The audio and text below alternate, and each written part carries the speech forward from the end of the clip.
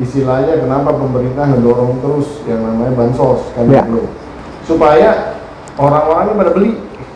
Ya kan? Kalau beli, ada barang-barang yang terjadi, ada distribusi yang terjadi, maksudnya ada barang-barang yang terbeli gitu kan, ada terus distribusi yang terjadi, ada produksi yang terjadi supaya jalan terus muter terus ya.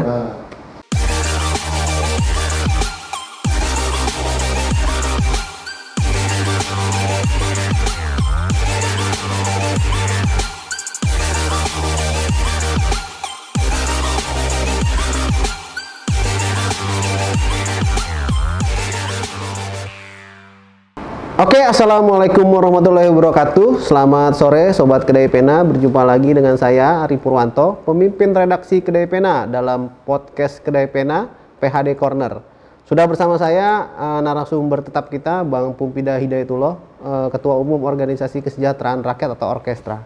Bang Pum, apa kabar Bang? Baik, assalamualaikum warahmatullahi wabarakatuh. Salam sejahtera semuanya, salam sehat. Salam sehat, salam sejahtera. Kita bisa buka ya? Bahwa ini udah dijaga jarak, udah betul jalan, ya. betul. Nah, untuk tema kita kali ini kita membahas soal perkara kepailitan dan penundaan kewajiban pembayaran utang.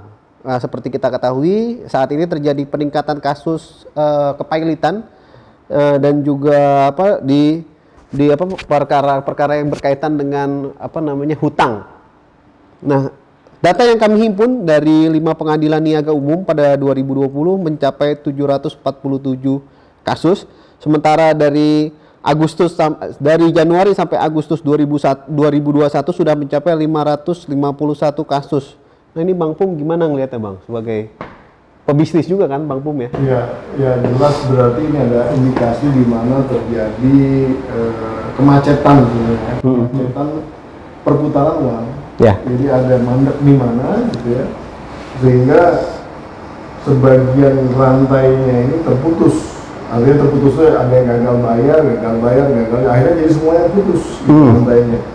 Nah, ini akan menyebabkan satu efek domino di mana sebetulnya nanti ya berbagai macam asumsi ekonomi jadi berubah total. Ya. Salah satu yang berubah pasti pendapatan pajak, kemudian juga nanti economic growth ya, pertumbuhan ekonomi dan lain-lainnya akan berubah total. Nah, jadi kalau dilihat dalam kondisi seperti ini, secara angka tadi, tapi secara realnya ini dampaknya adalah ya sebetulnya lagi nggak sehat semua nih kalau usaha gitu.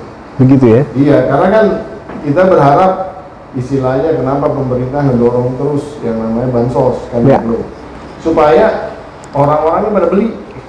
Ya kan? Kalau beli, ada barang-barang yang terjadi, ada distribusi yang terjadi, maksudnya ada barang-barang yang terbeli gitu kan, ada terus distribusi yang terjadi, ada produksi yang terjadi supaya jalan terus muter terus ya.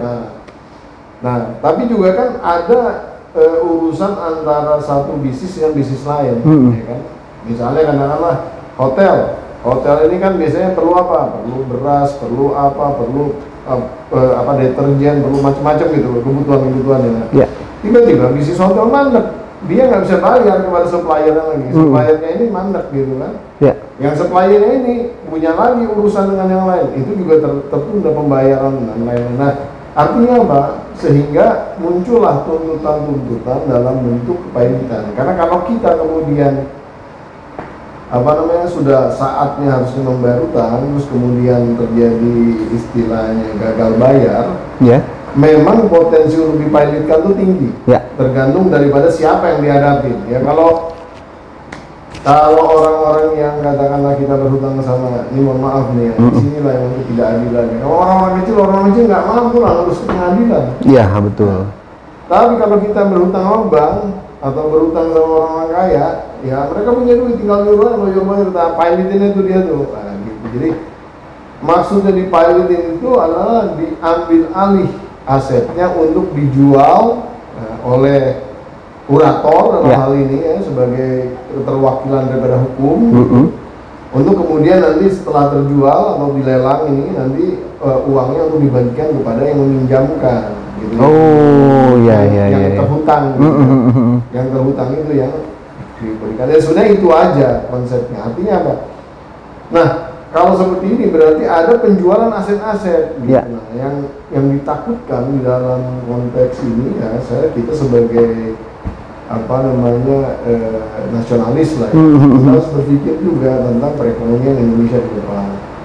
Kita juga harus berpikir juga keberpihakan kepada pengusaha-pengusaha di dalam negeri, pengusaha domestik. Jadi jangan juga berpikir nanti tiba-tiba terjadi pilot gitu kan, terus kemudian aset-aset yang dijual ternyata nanti ya setelah COVID ini selesai aset-asetnya udah nggak ada lagi yang punya orang domestik, semua punya asing, semua punya Malaysia, punya Cina, punya Amerika, punya Eropa dan lain-lain. Akhirnya kita bingung lagi mau usaha apa lagi dan makin sempit gitu karena aset-aset ini aset yang penting rata-rata. Bukannya sudah terjadi bang sekarang bang ya? Ya, sebagian sudah kejadian, sebagian sudah kejadian, sebagian sudah dieksekusi.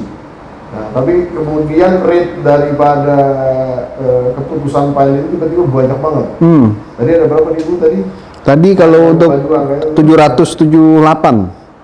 Nampaknya itu yang udah diputus, tapi kasus yang sedang berjalan tuh ada lebih banyak lagi. Sorry, 747 untuk 2020. Itu yang udah diputus kan? Ya, nah, yang apa istilahnya, yang kasus yang berjalan itu ribuan. Ribuan ya, siap. Jadi, betul. kalau ini kemudian tidak istilah ditunda, ya. Jadi pemerintah ini mengintervensi bukan dalam konteks menghindari undang-undang atau kemudian mau menghapus undang-undang itu dengan, tapi sebenarnya penundaan aja. Munculkan satu undang-undang untuk menunda proses ini. Oh gitu ya. Jadi untuk ditunda. Memang saya baca Apindo itu juga ngomong yang terjadi sekarang bukan untuk kemudian mempersehat kantor atau perusahaan untuk bangkit, tapi memang mau dipilotkan bang. Karena kan semangatnya undang-undang kepilotan itu kan mereka moratorium utang bang. Nah kalau sekarang memang niatnya memang mau dipilotkan. Ya tapi kan beratnya begini, kalau sudah pilot itu kan akan terjadi pelelangan aset. Ya. Ini bahaya ini sebenarnya. Kalau kemudian kok saya jadi bingung tuh kalau orientasinya kayak gitu. Rasanya nggak begitu deh. Iya. Nah, rasanya nggak begitu. Harusnya pemerintah ini menunda agar tidak terjadi tadi aset-aset yang kemudian lepas. Ya. Yang dipilotkan ini belum tentu swasta aja, bisa juga BUMN. BUMN juga bisa ya. Iya. BUMN juga bisa kena. Gitu. Banyak yang nggak kuat. Ya. Aset negara jatuh ke asing kan sedih juga kita. Gitu, betul. Kita harus lihat dari sisi yang luasnya itu tadi. Betul. Tapi kalau menurut saya bukan sengaja mau dipilotkan, bukan. Memang ini ya kucing-kucingan. Kucing-kucingan terutama bank ya. Bank itu kan punya standar sendiri di dalam konteks hitung-hitungan bisnisnya. Iya. Jadi kalau dia nggak memenuhi CAR, kalau dia kemudian banyak NPL-nya, nih makin lama bukunya makin jelek performanya, sehingga dia juga nggak mau terjadi istilahnya orang-orang yang NPL gitu, yang performing loan ataupun juga yang gagal bayar. Nah sehingga mereka juga sekarang yang dilakukan sebenarnya daripada ke arah pilot, mereka melakukan restrukturisasi, sehingga satu-satu diajak bicara, mampunya bayar berapa sih gitu dan lain-lain, sehingga yang tadinya harus bayar misalnya dalam 5 tahun, nah akhirnya dipanjangin, di stretch, atau tahun ini sampai tahun depan diringanin dulu, nanti bayarnya baru full lagi di tahun ketiga, kayak gitu-gitu macam-macam lah skenario-nya. Tapi kalau sengaja dipilotin ya sebenarnya karena nggak ada jalan lain. Iya. Jadi mau direstrukturisasi ternyata nggak bisa, perusahaannya juga udah bingung, gaji karyawan aja udah nggak ada, income udah nggak ada, mau diapain lagi? Iya betul. Nah sehingga bank ini akhirnya melakukan yang namanya pilot, dipilotkan untuk dijual aja asetnya. Gitu. Itu kan ya jadi sedih gitu ya. Iya. Ini terutama bank yang paling mendesak tuh dari bank ataupun institusi-institusi keuangan, karena mereka punya target-target tersendiri. Jadi kalau kemudian itu NPL-nya tambah bengkak, ya rusak dia, beban jadi dia, sehingga dia paling merestrukturisasi seperti tadi gitu. Bang, kita sudah beberapa kali melewati fase krisis bang. Yang paling parah tahun 98 dan sekarang mungkin yang setelahnya yang juga cukup berdampak. apa perbedaan perusahaan-perusahaan di kala itu dengan perusahaan-perusahaan sekarang terkait dengan pilotan utang, Bang? Ya, zaman itu sebelum-sebelumnya ya, sebelum apa namanya persoalan yang kita hadapi di era pandemi ini, zaman dulu itu masih banyak dukungan-dukungan seperti misalnya di 98 itu kan persoalan moneter ya, persoalan nilai tukar yang kemudian di luar kontrol dan tidak bisa dikontrol dan kemudian menjadi sangat tinggi. Nah, disitulah terjadi persoalan dengan utang luar negeri. Tapi di dalam konteks persoalan kehidupan ekonominya, artinya economic growth itu tetap berjalan. Tetap berjalan ya. Karena kan orang ya istilah masih bisa melakukan basis-basis kegiatan terutama yang UMKM. Mendukung sekali. Ya, ya. Survivability Indonesia pada saat itu gitu ya. Yep. Yang bisnis-bisnis besar dan yang ada urusan sama luar negeri jelas bonyok. Jelas apa namanya kacau lah dan perlu di restrukturisasi lah. Muncul yang namanya BPPN pada saat itu kan. Nah, itu tentunya untuk menyelamatkan yang gede-gede. Tapi secara sektor real ekonomi itu jalan bergerak. Ekonomi rakyatnya gerak ya. Yang jual bakso tetap masih bisa kita jualan. Yang mau beli bakso juga rasanya masih bisa mampu beli bakso karena nggak tergantung dolar kan? Iya betul. Ya kan? Betul. Ya paling yang terganggu tempe kali pada saat itu ya, karena tempe diimpor. Tapi tempe masih ada stok, paling nggak ngabisin stoknya masih ada juga. Iya. Nah, jadi jelas-jelas di 98 itu yang namanya krisis itu diselamatkan oleh sektor UMKM itu ya. Penunjangnya, karena kan 80% perekonomian kita itu sebenarnya di situ, sektor UMKM. Jadi ya kalau itu survive, yang 20% goyang, ya ini masih bisa jalan. Nah kalau sekarang kan UMKM juga berantakan. Misalnya masuk ke 2008 itu yang terjadi justru crash di pasar modal. Kenapa crash di pasar modal? Karena pemodal-pemodal yang biasa main di pasar modal dari luar ternyata punya persoalan di negara asal, terutama di Amerika, karena terjadinya subprime mortgage yang kemudian menjadi persoalan domino efek di dalam negara itu. Hampir kolaps itu negara sebenarnya, tapi kemudian dengan mekanisme ya sebenarnya bailout secara korporasi, aksi korporasi, mereka kemudian bisa keluar dari krisis itu. Itu juga sangat berbahaya. Tapi lebih ke arah rontoknya nilai-nilai saham dari perusahaan-perusahaan besar di Indonesia, gitu ya. Tapi itu juga krisis dan pengaruh kepada dolar, pengaruh kepada moneter juga ada. Tapi kembali itu masih survive juga karena sektor real dari UMKM tetap berjalan. Iya, betul. Nah, masuk ke era pandemi ini ya, sebenarnya saya juga mau ngomong apa, gitu kan?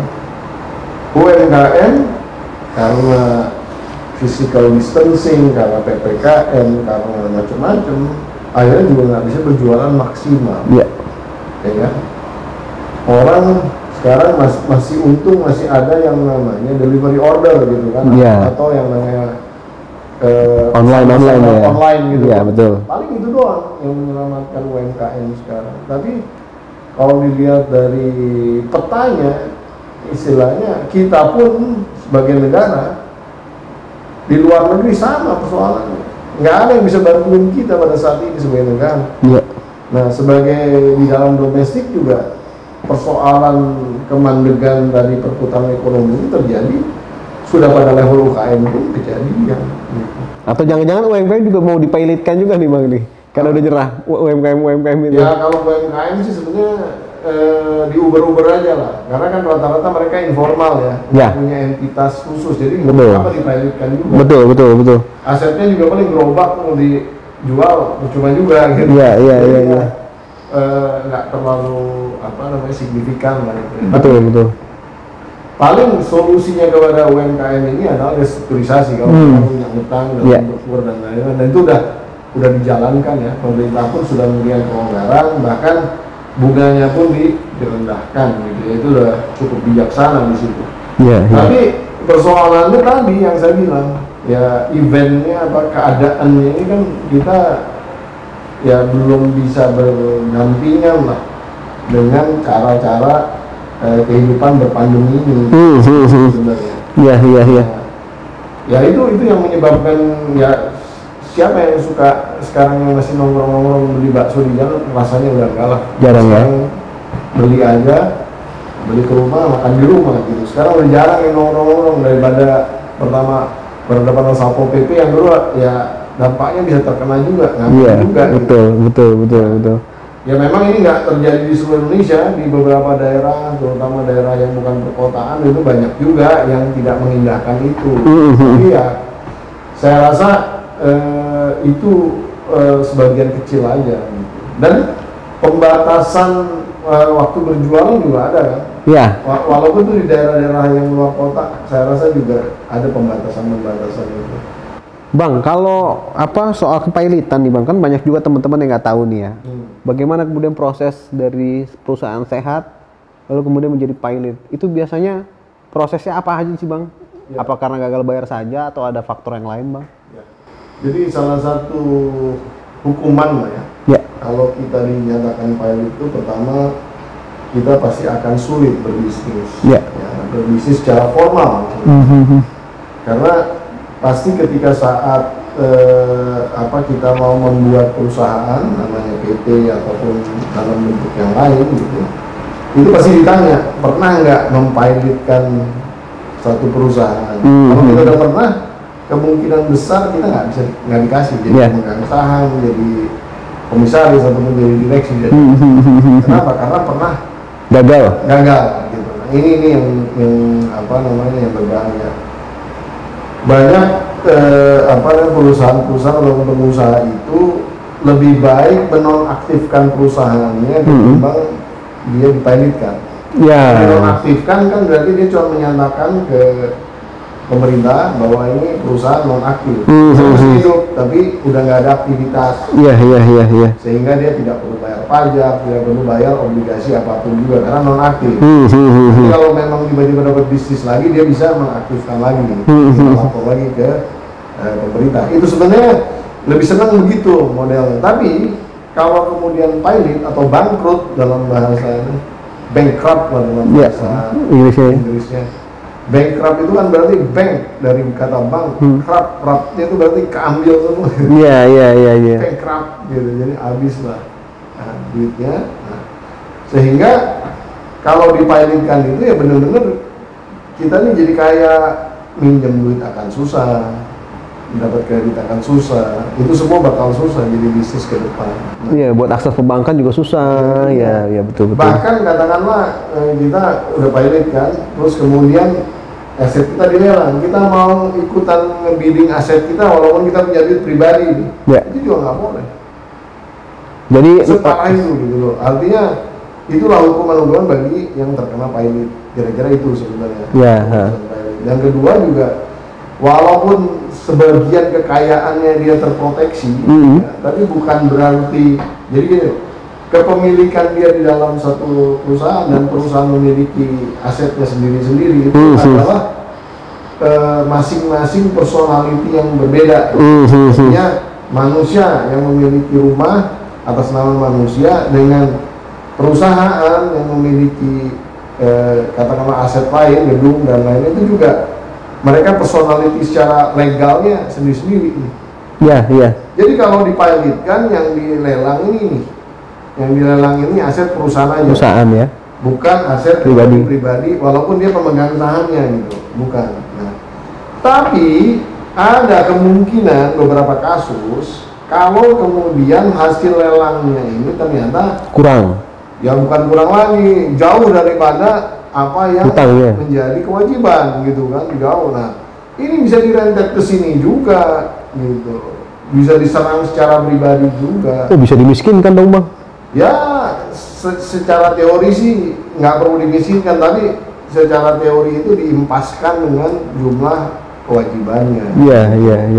Nah, artinya Bang, kalau dia asetnya masih bagus secara pribadi, di sini masih bisa nutup, ya dia masih punya duit juga. Iya. Kalau kemudian asetnya di sini lebih sedikit tapi kewajibannya lebih banyak ya tadi. Jadi tiba-tiba jadi jatuh miskin juga. Jatuh miskin juga. Tergantung situasinya lah pada akhirnya. Bang, abang kan punya beberapa perusahaan nih bang, ya kan? Pernah nggak kejadian sampai mempilotkan diri? Dan kalaupun memang ada, itu gimana sih fase-fasenya? Apakah dari nggak bisa bayar karyawan dulu, nggak bisa bayar utang, atau kayak gimana bang? Iya. Di Indonesia saya rasa nggak ada kasus yang kemudian menyatakan pilot itu nggak ada ya. Nggak ada ya? Nah, beda dengan di luar negeri. Ya. Seperti dulu ada kasus penyanyi Bob Geldof namanya langsung menyatakan dirinya bangkrut gitu atau pilot. Nah, sehingga kewajiban-kewajiban tagihan ke dia pun akhirnya jadi di stop gitu, di wave lah gitu. Karena ya ini orang udah nggak bisa bayar. Artinya dia dari jualan apa namanya tuh nyanyi dia lagu-lagunya dia udah nggak nutup lagi udah selesai utangnya kebanyakan gitu. Akhirnya dia di wave gitu, diputihkan lah kalau dalam bahasa kita ya. Jadi nggak ada lah kalau di Indonesia tiba-tiba ada pengusaha-pengusaha sebagaimana buruknya perusahaannya kondisinya tiba-tiba dia declare gitu pilot nggak. Tapi nunggu orang lain kemudian menuntut pilot. Oh gitu. Kalau Ari kemudian ada urusan sama perusahaan saya, Ari dikasih kerjaan sama perusahaannya terus nggak dibayar. Number terus kan, number terus akhirnya karena saya perusahaannya agak kacau juga nih, saya juga nggak bisa bayar terus juga gitu, bisa kayak gitu kan? Iya betul.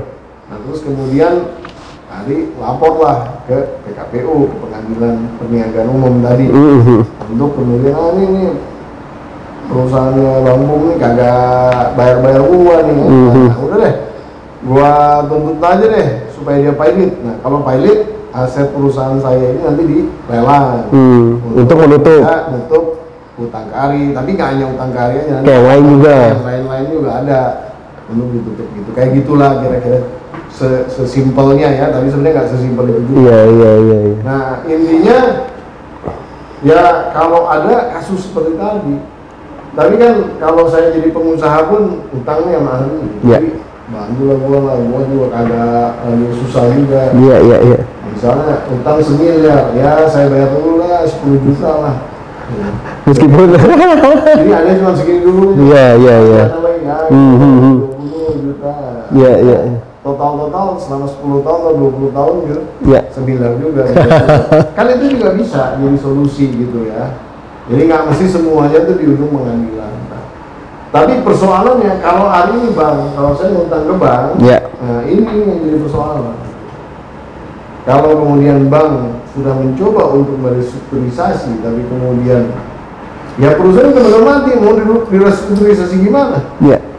Artinya ya kalau tadi yang saya bilang ya, kalau sektor-sektor yang masih tetap berjalan itu nggak ada masalah. Tadi kalau kayak sektor perhotelan yang memang hotelnya udah nggak ada orang, close semua. Iya, nggak ada orang ini lagi, udah nggak bisa bayar gaji itu, udah.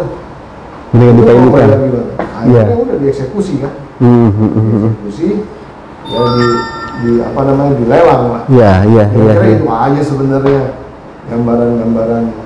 Bang, ini kalau kita ngelihat kebijakan dari pemerintah kan banyak juga nih, PEN, ya kan, dan yang lain-lain gitu ya. Nah, apakah kebijakan-kebijakan yang diambil oleh pemerintah itu sesuai dengan kebutuhan dari si pengusaha?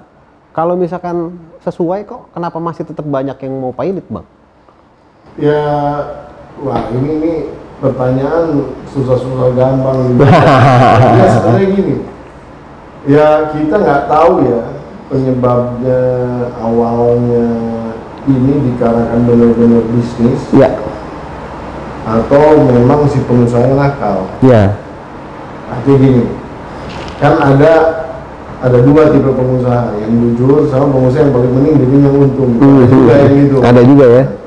Jadi kalau saya pukul rata bahwa ini disebabkan oleh ya karena ekonomi lagi susah, ya sebetulnya betul. Awalnya di situ kesimpulannya. Tapi kasus per kasus pasti ada aja gitu. Ada pengusaha yang dia kaya raya, dia udah secara pribadi aman, dia kemudian apa namanya, tapi dia udah nggak mau pusing nih yang perusahaannya, orang lagi susah gini, kan? Yang penting sekarang nih karyawannya bisa beres semuanya, apa namanya, ke utang-utang udah bisa beres, jadi dia udah nggak mau pusing, tapi dia udah aman. Dia udah oh nggak peduli deh mau diapain deh. Akhirnya ini dimin aja. Padahal sebenarnya dia masih harus bisa mungkin merestrukturisasi nih barang. Akhirnya di pilotkan juga. Pihak institusi keuangan ataupun perbankan. Nah ini ada juga mentalitas kayak gitu ya di Indonesia ini. Tapi bukan di Indonesia aja lah, di mana-mana gitu ya. Mumpung ada ininya, mumpung ada momennya. Ya istilahnya alasannya. Iya, gitu. betul. Alasan salahin pandemi aja gitu. Padahal sebenarnya dia udahlah. Dia udah kebetulan. Bahkan mungkin perusahaannya udah sebenarnya udah nggak sehat dari sejak sebelum pandemi gitu. Jadi di momen pandemi juga jadi alasan yang pas juga gitu ya. Jadi memang pas lah ya momentumnya pandemi ya kan, terus habis itu berantakan ekonomi jadi dipilotkan. Ya istilahnya dia ya udahlah, gua nggak mau pusing lagi ya. Pilotin aja deh gitu. Yeah. Dia nggak mempilotkan dirinya sendiri, tapi dia udah nggak peduli kalau orang mau menuntut atau apa kayak gitu. Tapi 700-an perusahaan yang dipilotkan itu besar loh Bang ya, untuk tingkatan Indonesia ya. Ya sebenarnya berarti udah serius nih berarti masalah ini Bang nih. Ya artinya ini kan sesuatu kejadian di mana kejadian yang hampir mirip dengan di 1998 ya. 1998. Moneter ya, krisis moneter ya. Itu ya makanya dibangunlah BPPN itu untuk kemudian ngambilin merestrukturisasi masing-masing perusahaan yang gede-gede itu tadi. Iya. Nah, saya nggak tahu apakah kemudian kebijakan menunda pilot ini menjadi suatu kebijakan yang benar, walaupun membantu pengusaha iya. Tapi menjadi suatu kebijakan yang benar, bisa juga ini menimbulkan persoalan di kemudian hari. Persoalan di kemudian hari itu maksudnya begini, ditunda nih pilot, tapi kan berarti ada orang yang nggak terbayarkan juga. Nah, ini solusinya orang yang nggak terbayarkan ini gimana? Nah, akhirnya mereka akan menjadi domino efek baru lagi ke rentetan rantai yang lain sebelumnya gitu. Nah jadi yang harus dikaji oleh pemerintah adalah bukan sekedar menunda, tapi juga menyiapkan sebenarnya ya mekanisme rescue ataupun bailout yang kira-kira bisa diterima oleh kalangan pengusaha domestik gitu, bisa membantu secara real gitu kalangan pengusaha domestik. Kira-kira itulah gambaran. Ya saya kalau ditanya kemudian solusinya gimana, ada beberapa pikiran di dalam konsep pikiran saya untuk menyelesaikan itu. Gimana Bang? Ya tapi saya nggak mau cerita di sini. Karena ya itu juga persoalannya kan panjang. Kita harus minta data, minta tahu fakta lapangan lah ya Bang ya. Fakta lapangan. Jadi rasanya agak sulit mengeneralisasi persoalannya secara real gitu ya. Nah, tapi seharusnya kita melakukan penyelesaian masalahnya itu kasus per kasus. Jadi tidak disamaratakan semua ya Bang ya. Bang, terakhir nih Bang, bagaimana kemudian Abang melihat pengadilan niaga yang ada sekarang? Karena banyak juga dalam tanda kutip yang tadi Abang bilang permainan-permainan dan yang lain-lain. Apakah memang pengadilan niaga kita sudah pas dalam situasi moratorium pilot ini Bang? Ya itulah suatu negara sebetulnya kalau dilihat dari